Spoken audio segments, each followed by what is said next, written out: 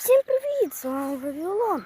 І сьогодні ми прийшли рибачити. І от ми рибачимо.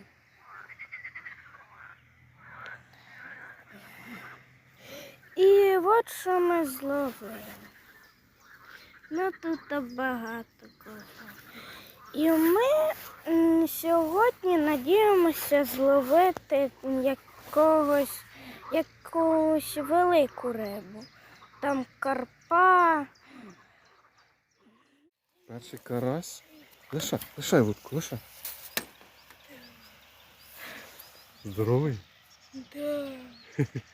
Ну ближче покажи. Так от на ладоні. Він збіжить. Вау. Що, радий? Да. О, 7 ранку, всі в школу йдуть і ти рибу ловиш, да? Да.